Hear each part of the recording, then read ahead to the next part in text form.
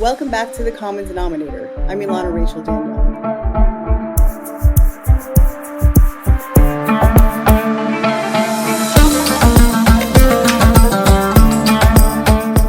Today is Monday, May 13th. It's Yom HaZikaron, Israel's Memorial Day, for our fallen soldiers in war and the victims of terror. Since 1860, 25,034 men, women, and children have been killed in defense of or for living in the land of Israel. I listened to our southern village's local ceremony with the sounds of planes overhead, booms both ways, and police cars circling the school fence where the community met to honor the dead. It's challenging to explore the depths of one's grief while on high alert for active security threats. But it does heighten the poignance, as if we needed the help, to the gravity of what Israelis face at this moment. Since last Memorial Day, 1,594 Israelis have been killed. Out of those, 834 civilians were murdered in terror attacks, 822 of them on and since October 7th. A total of 4,070 people have been killed from terrorism since the Jewish state was founded. For all the incessant din of sofa-sitting activists overseas, the reality of what Israelis, nearly 10 million of us, face is no bot-infested algorithm. We experience the entirely real intentions of savage and cynical enemies on our every front, fronts both physical, spiritual, and virtual, whose consequences are soberingly real. We, the people of Israel, and not our government, of whom so much has been said, we are the buffer between civilization and the enemies of freedom who seek with every moment to tear down the pillars of the West. Israelis know this because we live it. We are raw and stinging from the fight, from pushing back against this tidal wave of murderous hate. We've become a cohesive collective once again, experiencing the horrors of massacre as one, as we've experienced our religious revelations in the past as a whole. And even while we cannot treat our gaping wounds, we've rarely possessed more clarity on our mission. Even as the painfully ignorant condemn us, we fight for you. Today, we welcome a guest who I'm particularly looking forward to speaking with. Andrew Fox served as an officer in the British Army from 2005 to 2021, leaving with the rank of Major. He completed 3 tours of Afghanistan, including one attached to US Army Special Forces. He also served in Bosnia, Northern Ireland, and the Middle East. He studied law as an undergraduate and completed a master's in history and war studies while serving. He now studies psychology of disinformation at master's level and is halfway through a PhD on the US Reconstruction. He's been a lecturer at Royal Military Academy Sandhurst and is a researcher and commentator on the Middle East. Andrew is, I believe, uniquely positioned to comment on so much of what Israelis are experiencing right at this moment, having studied the politics of the Middle East and the psychology of humankind and lived the experience of fighting for it, positions him to understand the context intimately and even more so, to understand and know which questions to ask. Andrew, welcome. Thank you very much. Really glad to be speaking to you today. So Andrew, let's start off on the physical plane and work our way up to the psychology of how that's being interpreted. Let's just briefly start off. How did you come to choose these particular areas of expertise, and how have they brought you to speak on this conflict? The whole thing started with my master's degree in war studies, because I had to find a recent conflict to study, and I found that Afghanistan, and this ties into psychology, I couldn't find the emotional distance needed to look at that campaign objectively. And so the obvious alternative campaign for the British Army recently was Iraq. And so that's where I started my study of the Middle East and kind of started to understand the politics. But I also ended up looking at the Arab Spring, looking at Libya, looking at Syria, and the various contributions. And what my real interest was in how the rifleman on the ground is connected to the politician in London or whichever country they're fighting for. How does a politician's decision lead to a rifleman pulling the trigger? And is there, can you check the connection between those two? Are you actually doing stuff on the ground that achieves the political aims? And, I felt very much in Afghanistan and Iraq that we weren't. And the interest in psychology came from chance, really. I started working at the Royal Military Academy Sandhurst in the department there that has a strong psychology bent to it. And I quickly came to the realization that countries don't fight wars, people fight wars. And so if you can understand the people behind the war, you'll understand the conflict better.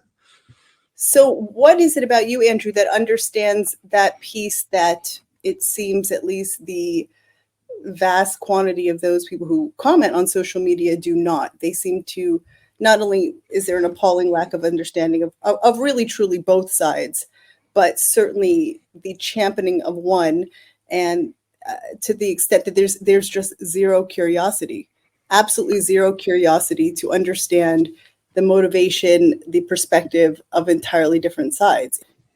Yeah, so there's a whole bunch of elements of psychology that come into this. And I think the first two that we need to talk about are social proof and worldviews. So in psychology, an inescapable worldview is something that you form throughout your life. It's based on your experiences. It's essentially how you perceive the world. So some researchers will have a view where they're trying to look at injustice and trying to make things better from a social justice or equity or equality perspective. And their outcomes of their study will be completely influenced by that worldview. And so if somebody's got a worldview of injustice and all that sort of thing, they're probably going to be leaning towards the fact that all war is dreadful, and no matter what you do in warfare, it's all unfair and there's no good outcomes. And this ties very closely to social proof. We are social animals as human beings.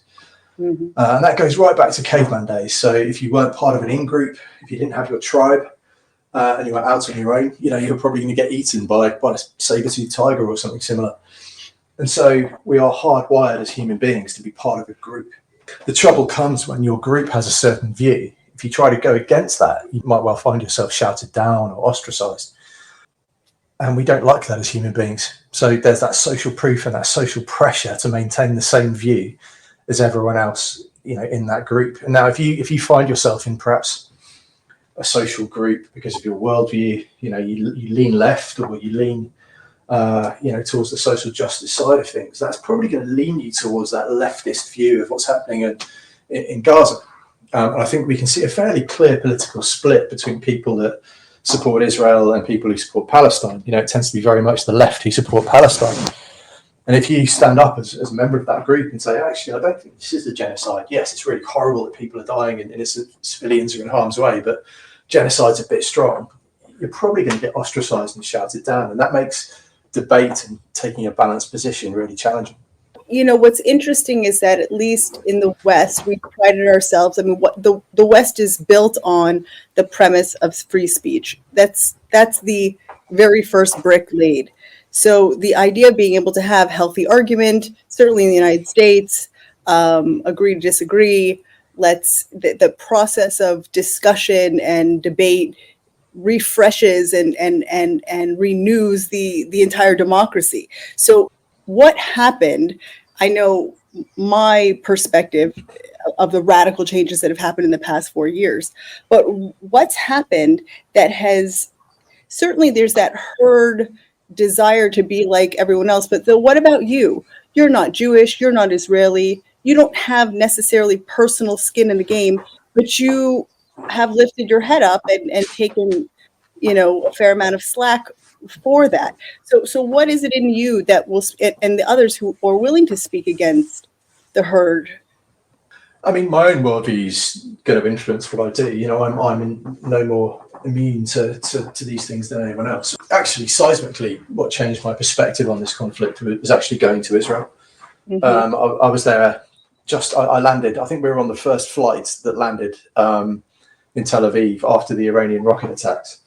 So we arrived at Heathrow not knowing whether or not the plane was actually going to be flying. And we spent 4 days where we visited Be'eri, we visited the Novus Festival sites, we saw Hostage Square, we went to the Hostages and Families Forum in Tel Aviv. Mm-hmm. And we even had meetings in IDF headquarters and briefly met the Defence Minister, Mr. Gallant. So, seeing it all firsthand turned it from being a very dry academic exercise for me into something that is actually a lot more tangible. And it ties into what you were saying in your opening chat. It kind of takes seeing it firsthand takes it from being something objective and adds a degree of subjectivity to it. But what it also does is add a degree of perspective and a degree of influence on that worldview I was talking about. And so the reason I put my head above the parapet and, you know, I'm a little bit more forceful about Israel since I got back is because actually I think Israel's a pretty wonderful country, and I would very much like to see it peaceful and thriving in the Middle East as the only true democracy there. And, you know, things like Hamas and Fatah and Hezbollah are very clearly in the way of that. And obviously I've spent the bulk of my adult life fighting against Islamist extremism, physically fighting in Afghanistan. And so I've seen the evil that those ideologies do firsthand, and Israel is standing against that. And so that's where my support for Israel comes from. Do you want to say more about that, Andrew, about your personal experience fighting against exactly what Israel is right now? Yeah, absolutely. I mean, it's a dominating philosophy. You know, it believes there is no alternative, and it's the absolute opposite of the free speech and the democracy that you mentioned earlier. You know, it's a totalitarian mindset, and that runs against everything that I believe in. And the Taliban, the way they control women, the brutality they've meted out to former sort of British and American allies since we left Afghanistan in 2021, just underlines how unpleasant and how inhuman they can be. And when you look at the Middle East, you can see that vein of Islamism running through a number of countries, and frankly, the less of it there is, the better. And so, as you say, Israel is on the front line of that. And, you know, how could anyone in the West not support them as a country, given what they stand for and what they stand against? You know, when October 7th was happening and when it finished, I promise you that the way things have snowballed in the direction that they've taken is an unending shock. It's just an unending shock to have watched objective reality. We all saw it. I mean, you know, Hamas GoPro live streamed the worst atrocities on young women and kids in our modern day. And the fact that things would have taken this turn is endlessly appalling. I not only as a Jew and not only as an Israeli, but really as a human being, I'm personally offended at the loss of reality, because it's so incredibly dangerous, not only for the destruction that it represents for the Jewish people, because Israel, make no mistake, absolutely does represent the present and the future of the Jewish people. But it's, if we cannot agree on reality, then we can enter into the most dangerous atrocities that humankind has ever known. And I have a real concern. You know, we are really attacking people exactly this herd. You know, lockdowns and Corona made it so abundantly clear how desperately we need each other. We need each other to validate our reality. And yeah. I find it really terrifying where we're headed. Certainly personally, but really for civilization, who I'm deeply invested in.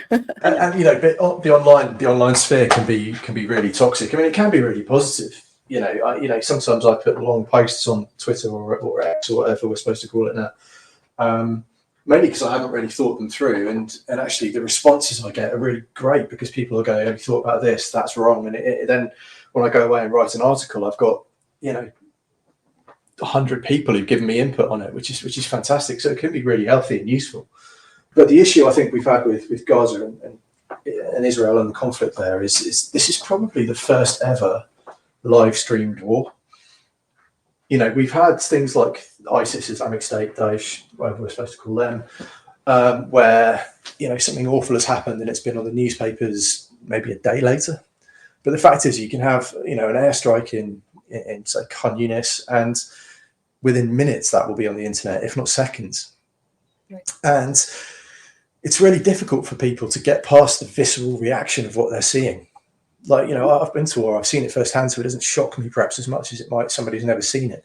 But if you see an airstrike and you see a building collapsing and you see potentially dead bodies, you know, that is at a very human level, that's going to cause a reaction. But that's really difficult to get past, because if we look at how the brain works, the stress reaction that seeing something so awful that stress reaction it comes from the amygdala, which is what kind of gets your fight or flight reflex going. It's all instinctive. It's a caveman part of the brain. And it will start your adrenaline going. It will get your cortisol, your stress hormone going. And what it also does is it suppresses your prefrontal cortex, which is where your rational, calm thinking goes. So you've got this incredible reaction where you see something awful and your instinct is an emotional reaction. It's not a rational reaction. Now, if we combine that, with those worldviews, with those social proofs, and then combine it with something called cognitive fluency, which is where you make in the region of 35,000 decisions a day. Every human makes about that many decisions. Now, of course, it's impossible psychologically for all of those decisions to be rational. You'd spend the whole day thinking about making a cup of tea. You'd never get anything done. So if you factor in a deluge of information from social media, and actually on average, people spend about 2.5 hours a day on social media. That's worldwide average. You haven't got a chance of analysing properly all that information that's coming over your computer screen or your phone. And so if you combine that with a really strong emotional reaction, it's going to make people make decisions and come to conclusions that are based on things like their worldview and their social proof, and it stops them thinking things through rationally and coming to rational decisions. So, social media is almost designed to exploit this flaw in the way our brains work and make people make emotional reactions and not rational ones. And so if you see a bomb hit and you see, pictures of a dead child, and it might not even be from Gaza, it might be from Syria 5 years ago, that you see that all the time, where they go, look what the Israelis just did in Gaza. Someone fact checks it, and it's from Aleppo or somewhere like that. Yeah, so it might be from Syria, it might be from Aleppo. That happens all the time. You get images from people posting stuff from that and claiming that it's Gaza. But the way your brain will work is it'll go, I haven't got time to think this through. Also, that's really awful, and now I'm having an emotional reaction. I've got a worldview that tells me that social justice and stuff like that is really important.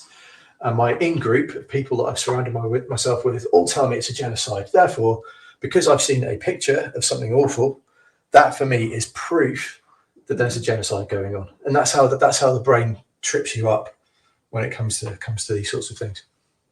I think that's so well said. I understand that these platforms are really not social whatsoever, and I had really avoided them. But actually, after the war, I started watching at least the social media carnage unfold on Twitter, and it was very, very clear to me, because you saw early days, bots were filling every single comment. It could be an advertisement for chocolate milk, and there was a gruesome picture of whatever sort of destructive. And it was very clear to me that is exactly what you said, that was designed to elicit a visceral reaction. It doesn't matter. That's the groundwork that was laid. Once you've seen this objectively terrible thing, which war is, death, all of this is objectively terrible. Yeah. And exactly as you've said, you can't differentiate that from the context in which it happened. You've seen the gore, the truth, right? That feeling is already in there, and there's no amount of logic and, hey, look at this, and did you know, and actually the reality. And really that was a response to, and actually it wasn't even in Gaza, it was, in Syria 5 years ago. And that's been 100% clear that that's what's been happening. And we had Dr. Richard Landis on here. He coined the term Pollywood. I mean, you see, which I find to be just such a horrific mockery of true suffering, this people doctoring themselves up and screaming into the camera and then, high-fiving each other. So you just, regardless of what is so sort of even blatantly fake, it's not so surprising to see it from bots and people, and again, social media warriors on New Jersey sofas or whatever it is, but to see the media pick it up and just run with it. Of course, the Al-Akhi hospital was the most obvious. Within minutes, 500 people had died. Israel is still at this moment notifying people that died on October 7th, still collecting the DNA and the bits and the pieces and making sense of it. October 7th. Yeah. But they knew within 3 to 4 minutes exactly how many had died, and they repeated it. And then any retraction made zero I mean, to this day, I hear people discuss that hospital. And what's been so appalling is to see the double standard in media, the absolute whole swallowing of whatever libel that Hamas puts out, and then the double, triple, quadruple questioning of anything any Israeli has to say, despite forensic evidence, CCTV, repeated testimony, and that type of thing. Yeah, a really good example of that is the kind of false story about beheaded babies that went around. I think it would have been on 7th or 8th of October, and it's really well explained. People have dug into how that kind of myth came about, and essentially it was one journalist who kind of misreported. Somebody misreported the misreport, and then it went around the world. And it's been investigated. It's been cleared up as to what the truth was.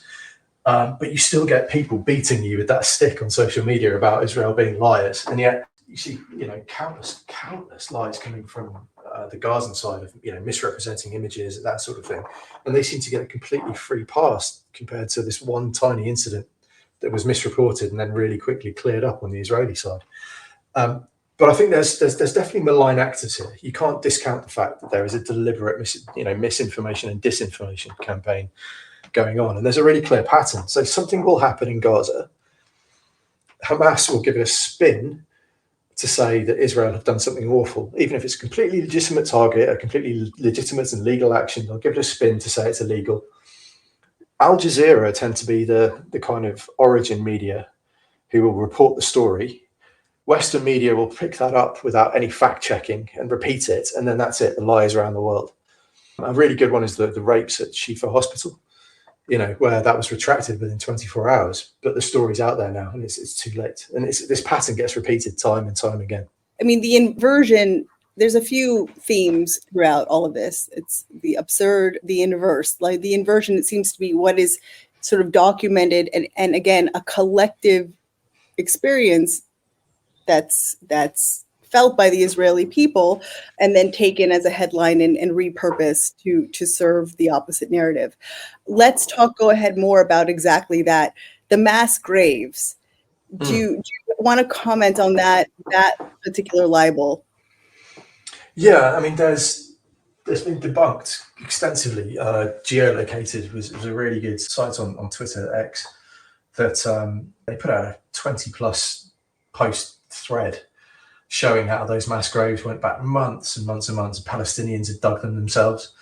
Of course, it was logical that the IDF would search them to see if there were any hostage bodies in there. That was completely a natural thing to do.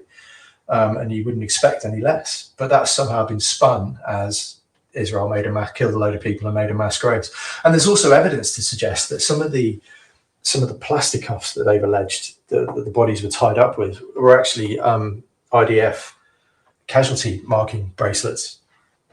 They had script on in Hebrew, not Arabic, and as I understand it, the IDF sort of tags people who've been wounded and killed to help the identification go down the casualty chain. So there's so much to disprove this story, and not a huge amount to prove it. And yet the story is that there's a mass grave, and the IDF have plastic cuffed and executed people. And there's, if they've got images of the mass graves, you'd like to think that if Israel were executing people, there would be at least some footage somewhere of it. Gaza is covered in cameras. Nothing can happen without someone putting it on their mobile phone. And yet there's not one shred of evidence to suggest that that's what happened. Right. And that leads us into the height of absurdity, which is the claims of genocide.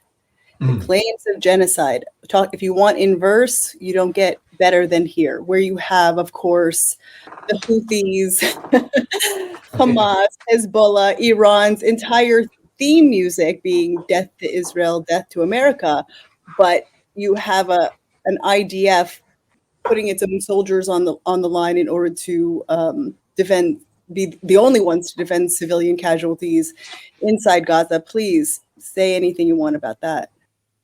I think of all the social media outrages, this is probably the one that annoys me the most. I mean, it's disgusting to accuse the historical victims of the Holocaust to be perpetrators of a genocide on the most minimal of proof or evidence. I mean, We can all say that some of the comments from Netanyahu and Gallant in the aftermath of the 7th of October were quite heated, they were quite punchy, but that's totally understandable after what had happened. Of course they were angry, and these people are already human as well. Of course they're going to sound angry when they're talking about the response to that massacre. It's totally natural.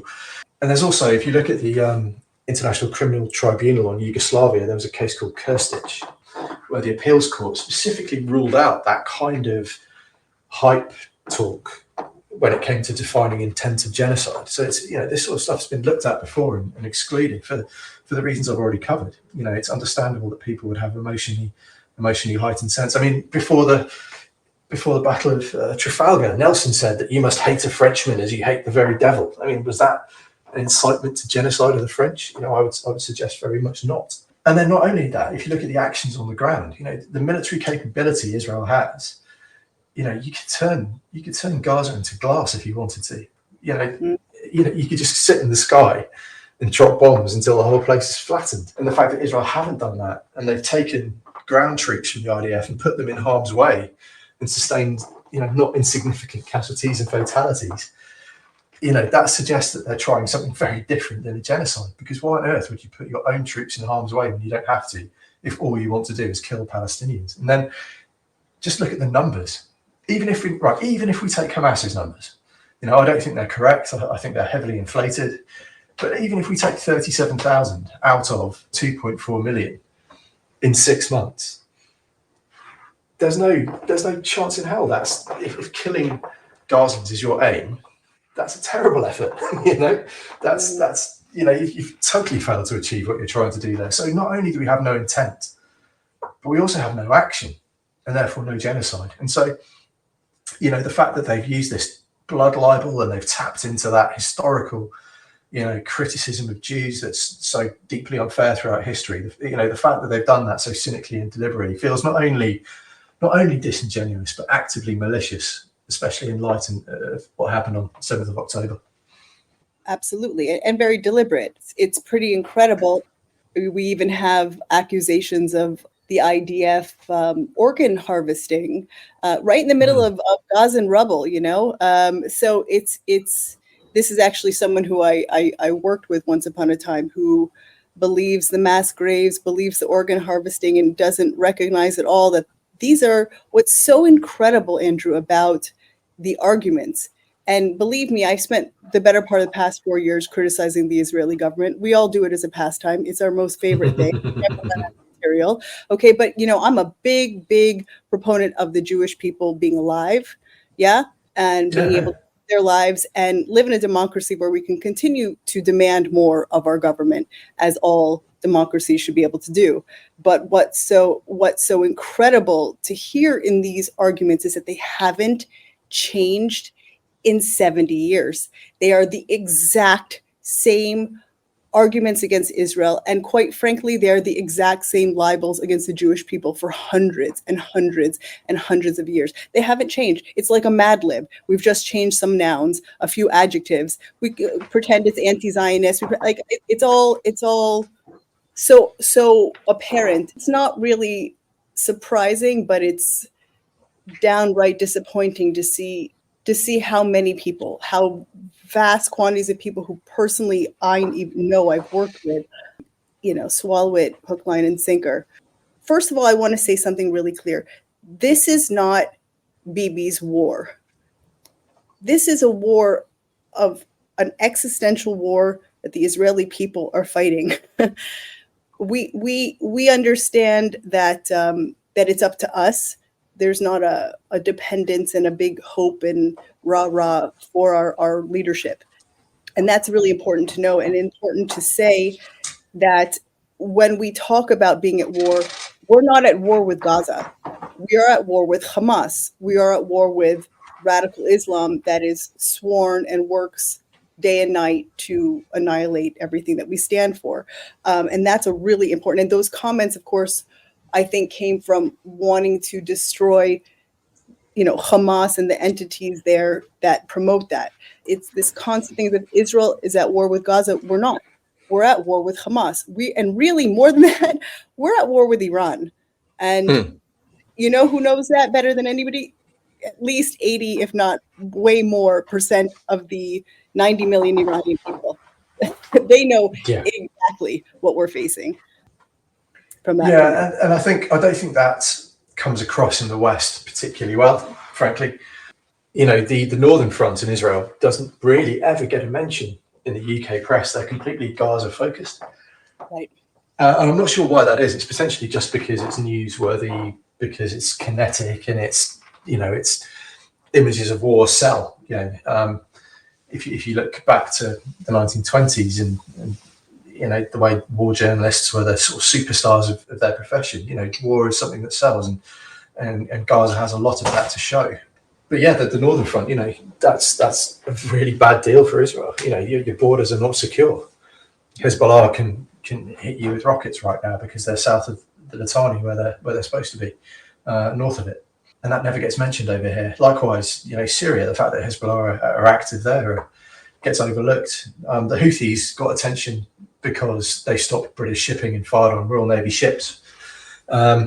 But Yemen, prior to that, has been completely ignored. You know, it was the world's biggest humanitarian crisis for a long time and barely got a mention in the news. And so, you know, the Gaza centricity of Western media, I think, is pretty unhelpful when it comes to understanding where Israel's coming from, because Israel is surrounded and faces a potentially existential threat if those borders can't be secured and those people from northern Israel can't move home. That's exactly right. And Hezbollah, I guess, because it's not been, hey, officially mentioned that we're at war, even though 80 plus thousand Israelis have been displaced since the war. Soldiers have died, civilians have died. They're lobbing missiles at us on a regular basis. Also down here in the south as well, that started up again quite regularly.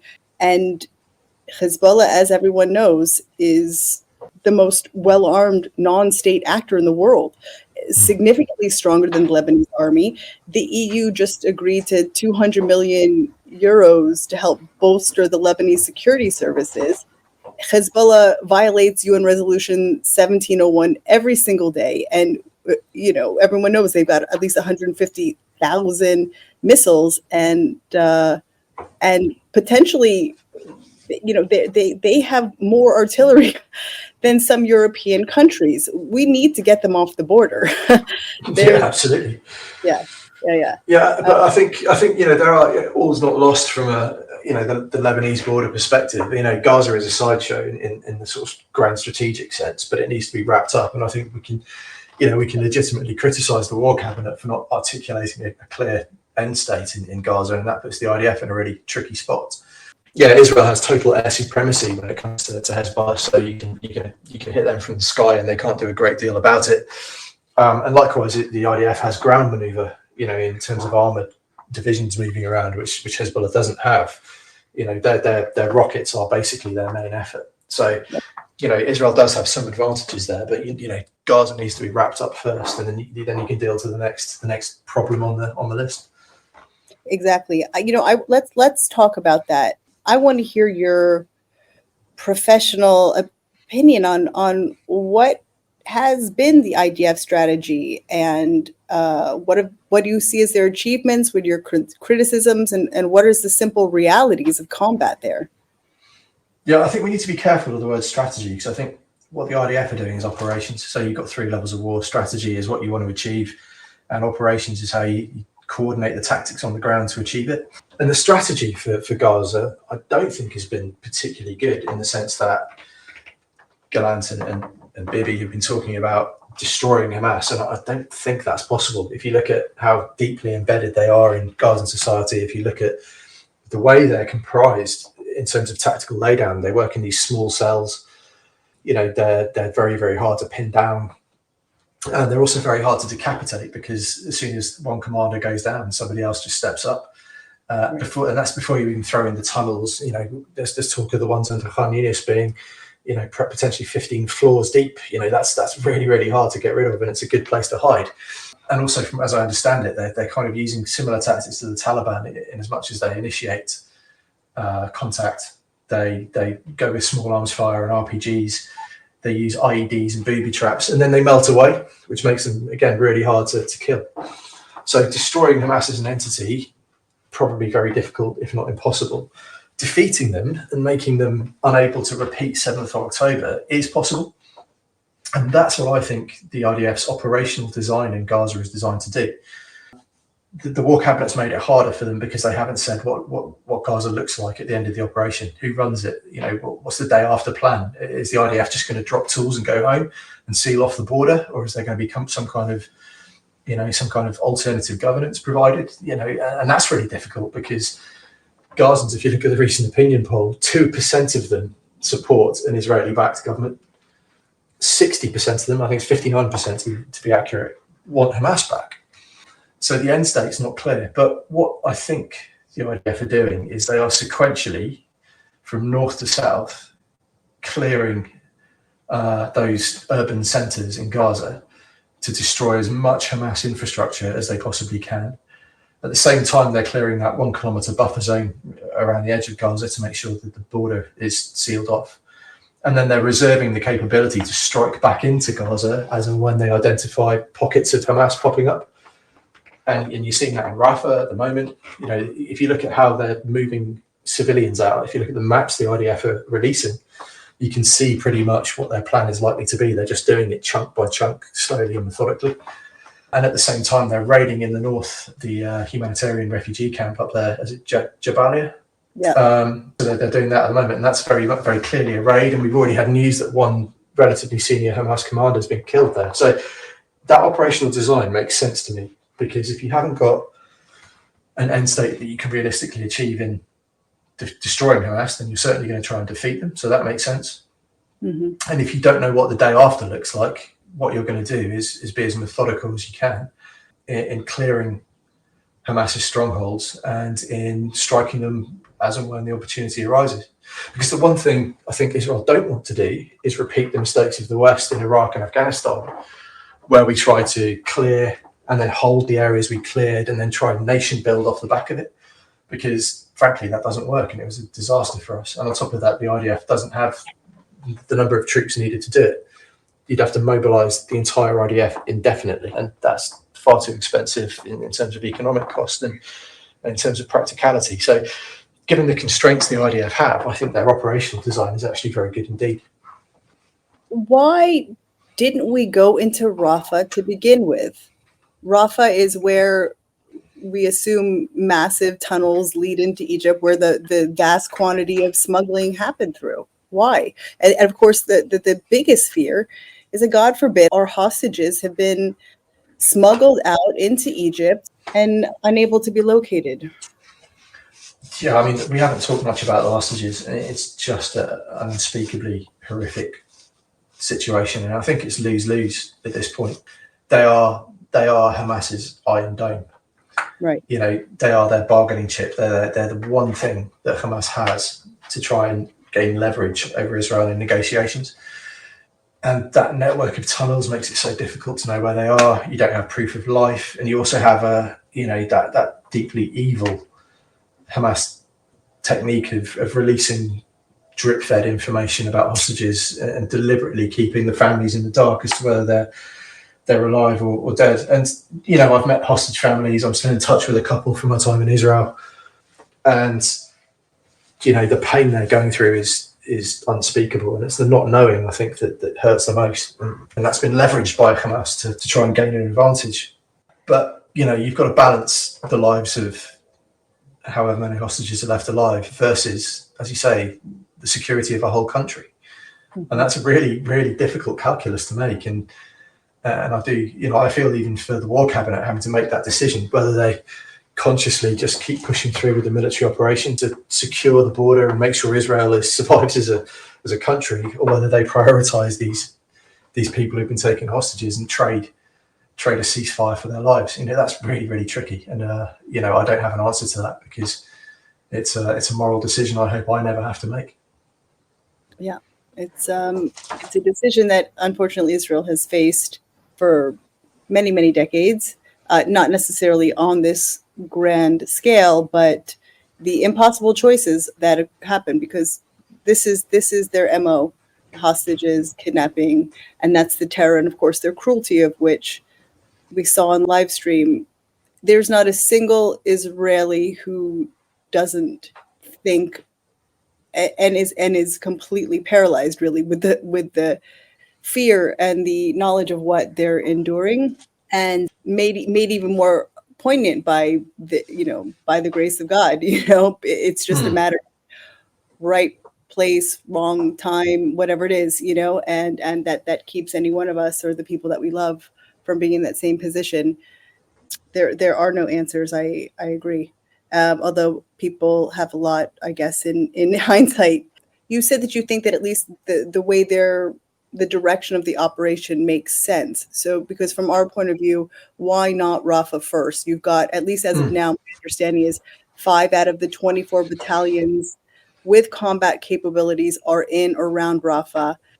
They've been embedded in the whole territory of Gaza for 17 years. Everyone knows we've got to go in there. So why don't we start there first?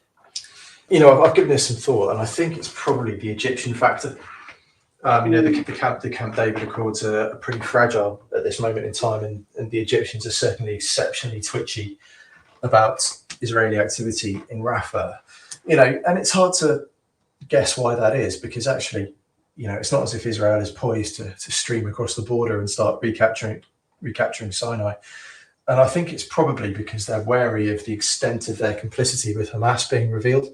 If the Israelis suddenly find tunnels and supply routes into Egypt, then that asks some pretty big questions about how deeply involved Egypt are with this whole Hamas affair. So that would be my instinct. I think it's probably a political decision. They would have probably gone into Rafah quite a lot quicker had it not been for international pressure. The genocide case in the ICJ has had an impact, undeniably. We all know it's nonsense, but it has certainly generated international pressure, particularly in an election year in America. President Biden has to take into account the reactions of his electorate, which have been pretty anti-Israel, and so you can see that reflected in his rhetoric. And that has slowed down the pace of operations, and Israel have redoubled their efforts to keep Gazan civilians out of harm's way. And they've done astonishingly well at it, frankly. The steps they've taken are pretty unmatched by almost any army in history. But yeah, I think that's had a really perverse effect of actually prolonging the conflict and prolonging the suffering of Gaza civilians. I think it's a bit of an irony that if this had been over quickly, then we could already be onto rebuilding and reconstruction and hopefully creating a half decent country out of the Gaza Strip. But as it is, the war's still ongoing. Gazan civilians are still suffering, and the international community has effectively prolonged this to make that happen. Is this just a political move, or does anyone actually imagine? Because it's certainly clear to me, having zero experience in war and politics, that we're prolonging suffering for everyone. We're extending and increasing exponentially harm that could be done. Even this latest gutting sort of leak that Biden was offering intel on the whereabouts of Sinwar as a bargaining chip. It's contemptible. It's baffling. Like, it seems to be so erratic and so amateur. It's really shocking to see the way this is playing out. Yeah, I think we have to be a little bit careful with that. It's one report in the Washington Post, and I've seen it quite aggressively rebutted. And America and Israel have a long-standing information sharing partnership. So, I'm hesitant to immediately condemn. My reaction on first seeing the news was that this is appalling, but perhaps that's my amygdala thinking and not my prefrontal cortex. And actually, if we're going to approach this objectively, we should give Mr. Biden the benefit of the doubt on that particular issue. But yeah, I think Biden is in panic mode. The disinformation campaign has been immensely successful. Israel has been blown away in the information war, absolutely blown away. The dominant narratives are all Palestinian outside of Israel itself. And that's going to make politicians sit up and take note. And unfortunately, that's the nature of politics, and especially in an election year in America. There are huge chunks of Wisconsin, which is a critical swing state, that are Muslim voters who are deeply alienated by what's happening in Gaza and the disinformation they're seeing on the news and convincing them that it's a genocide. Biden has to take those voters into account. Young people lean towards the Democrats. These student protests been hitting the front page of every paper, and of course Biden has to take that into account as well.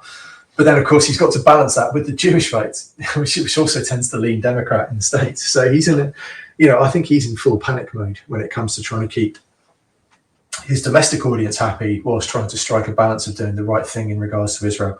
And I'm hearing rumours that they talked about stopping arms to Israel. That's not quite accurate. I think they've said they won't sell the next shipment if it's going to be used in Rafah. The Israelis have said that you don't need any more arms. You've got everything you need to do Rafah. So it's a bit of a nothing, and that will be switched back on pretty swiftly and probably used in the fight against Hezbollah in the north. So, it's wheels within wheels. Politics is complicated. You've got to balance the domestic and international audiences. And as I said, I think Mr. Biden is finding this particular path a very tricky one to walk at the moment. Right. I think what we need, what all the people of the world watching this need is some decisive action. Just pick a plan and get it done. This waffling around, it's creating so much incoherence, and a human being seeks coherence, and whoever will lead them out of this absolute chaos, they'll go for. Okay, Israel bad, brown brown dress good, that works. Okay, I'll take it. But again, we go back to the dehumanization that we had to take to get there, the complete dismissal. You had to dismiss or deny October 7th to quickly get back, and dismiss the pain of Israelis in order to quickly get back to, I am the righteous one. I am the champion of the little guy with my, my magnanimity there. I noticed that you made a comment earlier about Egypt's tagging on to the ICJ, the case, that sort of performative lawfare, I believe you referred to it as. Yeah, performative lawfare, exactly. And I think, again, Israel are trying to balance that domestic and international tightrope. There's no question that the Arab world is pretty upset about Gaza. For my sins, I have to spend quite a bit of time on Arab open source intelligence, and as well as being an anti-Semitic sewer quite often, it's also genuinely angry about the war in Gaza. And I think Sisi is not the most secure leader in the world. The Muslim Brotherhood still have a very strong influence in Egypt, and he needs to throw his domestic audience a bone. And I think that's what the sort of subscription to the ICJ case is. I mean, anyone with half a brain knows that's not going anywhere. It can't possibly, unless the judges are bought or bribed, that is never coming back with a genocide verdict in a million years. So it's a fairly easy thing for Egypt to do, is sign up to it, reassure their local, their domestic audience that they're doing all they can. And at the same time, it doesn't upset the Israelis too much. I mean, yes, of course, it will cause anger, and it will cause, that resentment, which is understandable. But it's not going to destroy Israel-Egypt relations in the long term. So again, it's that balancing act they're having to strike between keeping their domestic audiences placated and doing the right thing on the international scale. And as I said, I think they're scared of what the Israelis will find in Rafah, and that's why it's so concerning to them at a political level. So Egypt and Hamas may be very concerned. Do you think anybody else is so concerned? Because I agree with you about some balance with Biden. Biden is the president of the United States of America. He's not the PM of Israel, and more power to him. He's got an election he's trying to win. But the sort of backflips to run interference is, again, it's erratic and it's a bit inexplicable. Or is it all just to get those images at all costs out of the public eye, in your opinion? Those images of Gaza, yeah. I mean, I think it's in the Americans' best interests that Gaza comes to a conclusion swiftly. And actually, I think it is for everyone. I mean, you can't realistically say you've defeated Hamas if you don't clear through Rafah. That we know what their stronghold looks like. We know where it is. We know who's left intact there. If there's at least not an effort made to try and clear through Rafah, then you can make a strong case to say that the whole campaign has been failed, if we're brutally honest. The War Cabinet need to get on with setting an end state and saying what happens once the clearance is done, because the last thing the IDF need is to be striking into Gaza continually for the next 12 months. That's not a good outcome at all. And yeah, on the international stage, certainly Israel's allies want this to end pretty quickly, because the more images of dead children and destroyed buildings, be it from actually Syria or be it actually from Gaza, the more those images are pumped out, the more the genocide narrative is going to run, the more the protests on the streets are going to be happening every weekend, and the more anti-Semitism is going to rise. And it's a pretty unhealthy paradigm. So it's in pretty much everyone's best interest to get this done. As I said earlier, I think the international pressure to slow down has actually been, in many ways, counterproductive. Yeah, absolutely. So in your opinion, what do you think Israel can do to stop Hamas from returning to power? You think it's, God forbid, a reality we're supposed to live with next door to us? No, I think it's going to be very difficult to stop Hamas returning to power. From a cold, objective assessment, it's what the Gazan people want, if you listen to the opinion polls.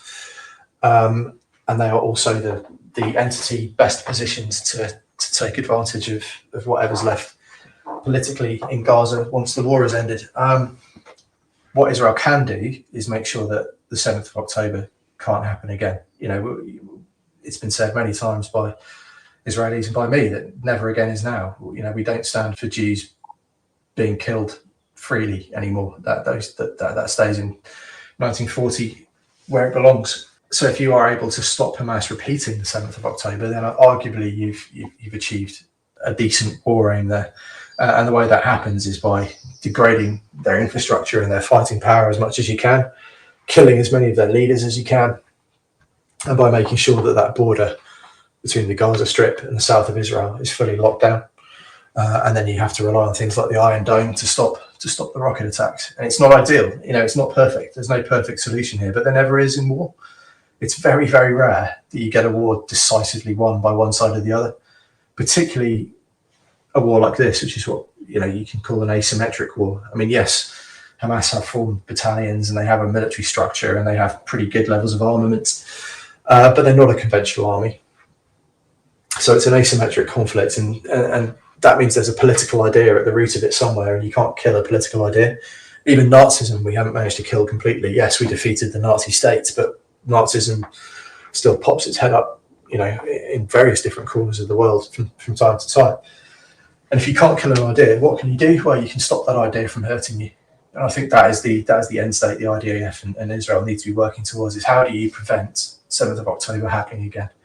Thank you for that. Andrew, do you want to, whatever you can say of it, what happened in your meeting with Gallant? It was more a meeting with Israel's strategic planners, and Gallant came in to greet us and say hello. He gave us a pep talk about how Israel was in an existential fight and they were going to destroy Hamas. So it was a pretty clear articulation, actually, of what the War Cabinet had been saying since the start of the war. I think more interesting was the meeting with the strategic planners from the IDF. Firstly, I think any Israelis listening can be very reassured that you have some top-tier brains working in that department. They were very, very intelligent and articulate, and their knowledge of the subject matter was deeply impressive. Which is why, when people criticise the IDF plans, I think they're being slightly harsh, because the people in charge making these plans are not stupid. And that's why I think that it's a bit more sophisticated than perhaps some Western planners make out. But yes, if my son or daughter were serving in the IDF, I would be perhaps a lot more assured about the competence of the strategic managers than perhaps my parents should have been when I was serving in Afghanistan. That's quite blunt, but we did not plan that well. But everything I'm seeing from what the IDF are doing, as a former professional soldier, I was pretty impressed, actually. What do you think gives Israel perhaps that level, if you will, of planning, of intelligence, of ability to act? I think the first thing is that you're in a very different kind of fight to the one that we were in Afghanistan. That was a war of choice. And it was a war a very, very long way away from the UK, or from the United States for that matter. What you're fighting in Israel is a war where you can cross the border into the war zone and you can look over your shoulders and you can see your homes. And I think that is a very powerful thing. It's a volunteer army. Your young men and women have signed up in their droves to respond to the call for mobilization. So you have powerfully motivated soldiers. But I think the fact that you're in a war for national survival, and you have been since 1948, I think that there's a continuity there that perhaps the West hasn't had. And yes, we've been in, wars in Afghanistan and Iraq, and we've intermittently been busy around the globe from the fall of communism onwards, but it's not quite the same paradigm as fighting for your country's survival. And I think that makes a very big difference to the levels of effort and commitment that you can put into these things at a state level.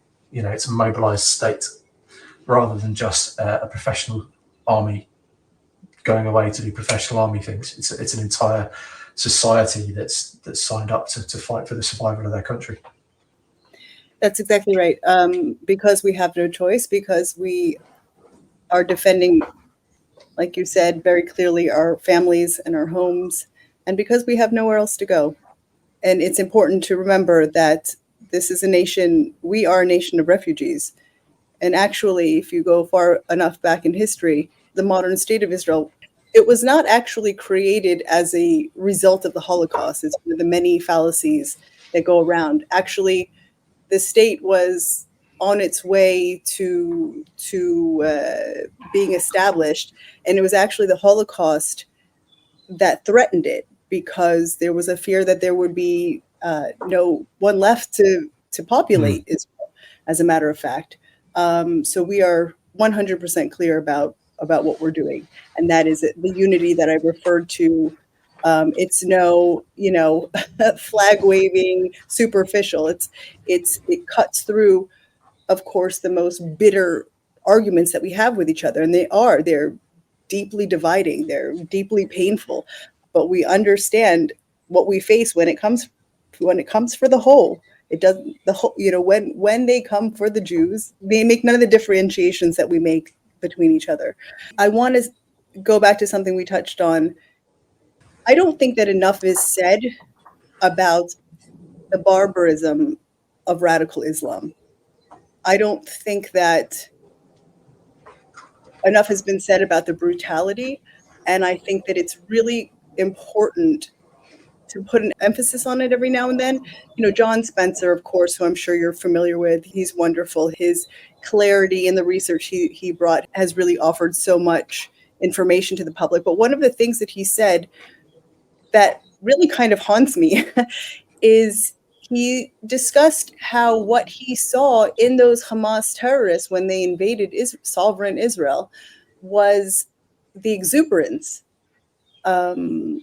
He talked about how he's led many, many soldiers into battle, and it's not normal to go in with jubilation, call home to dad and said, I killed 10 Jews. It's really, really important. And as much as I believe in not exposing the brain to every horrific snuff flick and, the porn and all the trash that junks up the brain, I do think that it's very important to recognize the nature of what we face in radical Islam, because we all are facing it. This is not a Jewish problem. It's just our problem first. And yeah, please, and especially with your insights from Afghanistan, if you want to comment, yeah. Yeah, it's a really interesting one. How quickly we forget. Within the last 10 years, we've had the Manchester Arena bombing in the UK. There was an Ariana Grande concert, and a radical Muslim detonated a suicide bomb as the amphitheatre was emptying and killed a number of children. We forget that so quickly. And when you look at those videos from 7th of October, it's astonishing the level of dehumanization that has gone into this ideology. I can remember seeing the videos of the British hostages that were beheaded by Islamic State, seeing that on the front page of a newspaper and feeling, physically sick. And when you talk about Afghanistan, we knew that we could not afford to be taken prisoner by the Taliban, because it would lead to execution and the worst kinds of mutilation. And certainly when we had to withdraw out of contact and our soldiers' bodies were left behind, you would find the dead body eventually deeply mutilated.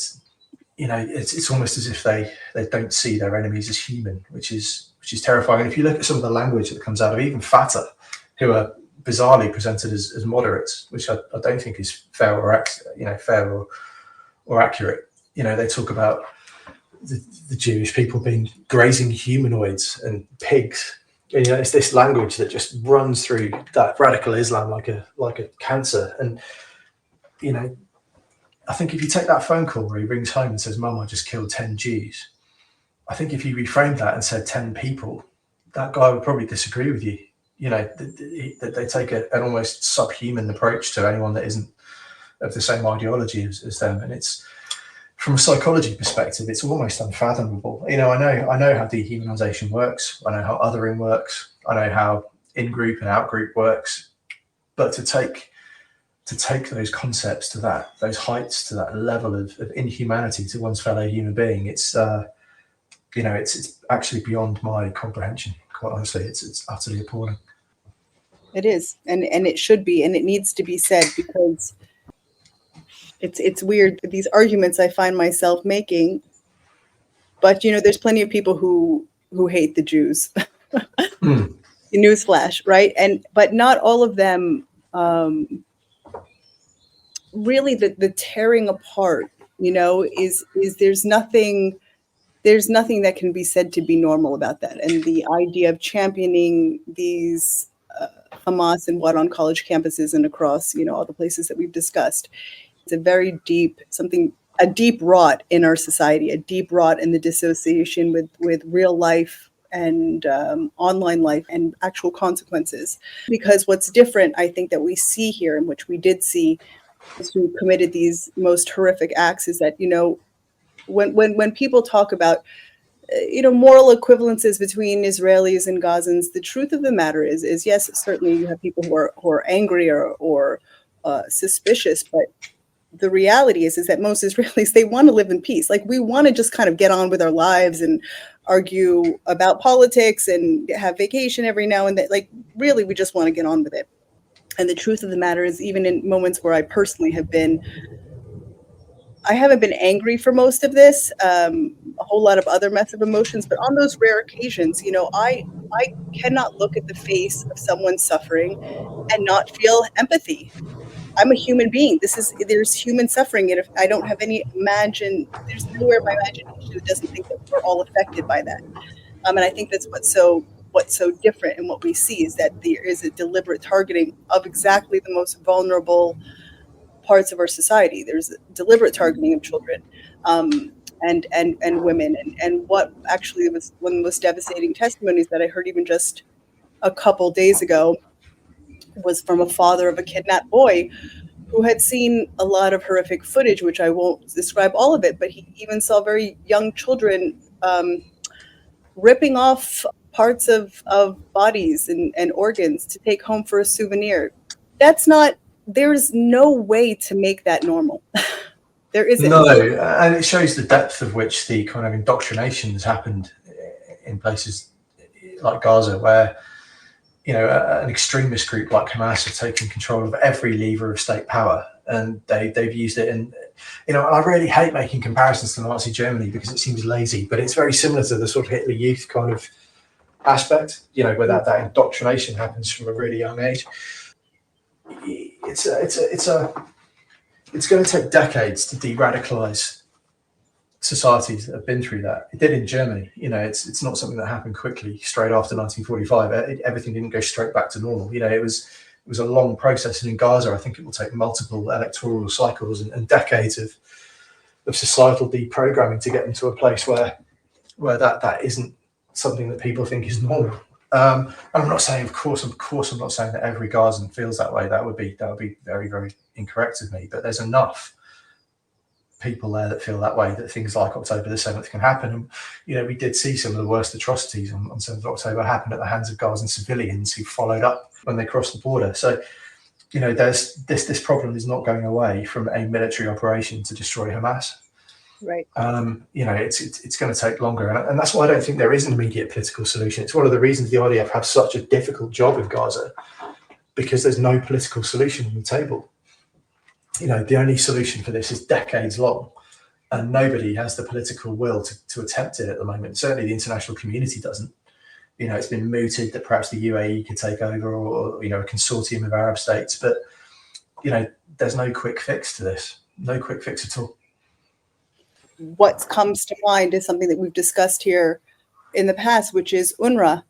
UNRWA, which is the entire system that is set up to educate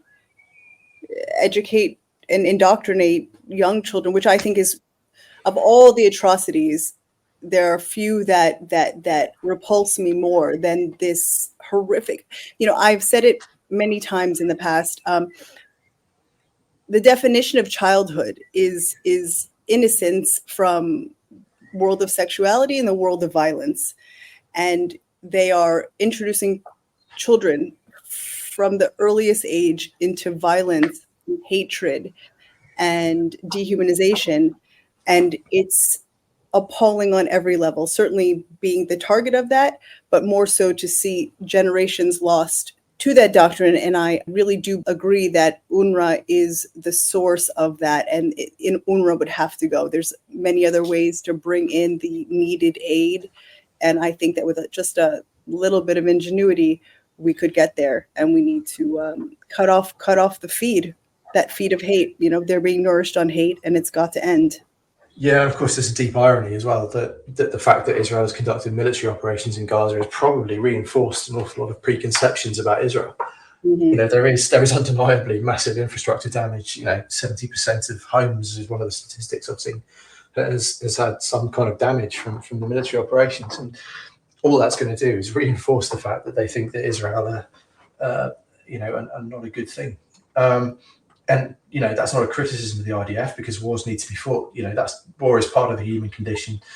There's no way Israel could have experienced 7th of October and not taken military action. And actually, any other kind of military action probably wouldn't have achieved anything. Israel's been trying to do targeted strikes on Hamas leaders for years, and it's not worked. And you can tell it didn't work because 7th of October happened. So in terms of military options, there wasn't a great deal on the table. But in terms of securing a long-term political solution, it's not going to have helped matters at all. It's unavoidable, but it just is a fact that has to be dealt with. Right. I can only hope that among those thoughts is also the witness of Hamas hiding in tunnels and leaving Gazans completely exposed, stealing their humanitarian aid and shooting them in the kneecaps when they come to try to feed their families. I think that will also, however long it will last, whatever you can do, talking about the herd that you addressed in the beginning, however long someone can hold those thoughts for, actually be able to act on that. That is also a witness that I have no question that the people in Gaza are seeing, in addition to the destroyed buildings. Yeah, I mean, the opinion polling isn't particularly positive in that regard. Support for Hamas has actually gone up since the start of the campaign. And also, one really startling fact from the last opinion poll I saw was that only 5% of Gazans believe that Hamas committed atrocities on 7th of October, which can be explained mainly by media. The vast majority get all their news from Al Jazeera, Arabic, or social media, which is neither of which are particularly helpful when it comes to giving you objective news. But then again, you look at the opinion poll, how much are they responding because they're scared of repercussions if they don't respond in favour of Hamas? So, there's all kinds of factors play into this. But I think the conclusion we can draw from this conversation is that there is no quick fix. There's no immediate political solution. There's no hopes of a positive political solution in the short term. And it's, nobody yet has taken, either on the international stage or on any other stage, any steps towards what might be required. And if you and I could solve the problem of the two-state solution, then we'd probably both be a lot richer than we are. It's something that's plagued the international community for a very long time. It's plagued Israel for a very long time. And if there was an easy answer, it would have been found by now. But it's a wicked problem, and there's no obvious solution. No, I agree. And I think that just as there's no obvious solution, there's no obvious understanding of the complexities. Meaning, you're not going to get anywhere on TikTok understanding Israel or understanding Gaza or all of the forces at play. And I think that if there was a genuine curiosity, a genuine desire to ever escape this, and not to just completely encourage it. It's going to take time. It's going to take books. It's going to take a few Google searches. It's going to take curiosity, because you can't only look at one side and imagine that you have any sort of clarity on anything, right? But certainly not here. Andrew, is there any message you want to give people, give Israelis, anything that you wanted to add to this conversation? Yeah, I think it must feel pretty isolating to be Israeli at the moment. It must feel like the whole world is against you, but hopefully you'll be reassured by the fact that there are significant proportions of Western society that aren't performative students or screeching Palestinian activists on the streets of our cities. And I think the quiet majority supports Israel and understands that having an ally in the Middle East who is a democracy and who can be relied on to help us with intelligence and providing important arms and providing a democratic beacon in the Middle East is a really good thing. And Israel is not quite as alone perhaps as you might feel right now. I appreciate that, and that is no small silver lining. It doesn't take a lot of people to ruin the party, and it also doesn't take that many to make a difference. And certainly there have been very, very dismal moments, and they may still come in just a few minutes even from now. But actually seeing, as I said to you, Andrew, seeing people be able to access this middle plane of shared reality without any prompting by me or anyone I know, it does give deep faith. It gives a deep faith knowing that the truth is accessible. Truth, not mine, not yours, an objective truth that we can all access and therefore all be able to utilize. And that does give me tremendous faith, because I can only hope that whatever happens here on out, we go to it with eyes wide open. None of us are naive about what we're looking at. And that fact gives me hope that we will perhaps see our way out of this particular spiral of history and perhaps do things differently. Because what is different about it is the fact that the entire world, thanks to cell phones and all of this type of thing, this is not a locational type of war. We're all in on this. And that's the most terrifying part. But that is also the part that gives me hope, because that's different. So what else can we do differently? Yeah, and as Tolkien said, often hope is born when all is forlorn. So, there's always a way out of it if you cling to hope and there are good people willing to do the right thing. Absolutely. Andrew, thank you so much for your thoughts. Where can people follow you and your research? Yeah, so I'm on X. That's my only social media at the moment, and it's at Mr._Andrew_Fox. That's one of the only places you'll get some clear, unadulterated research. Andrew, thank you so much for your time. No, thank you for having me. I've really enjoyed the conversation. Appreciate it. Take good care.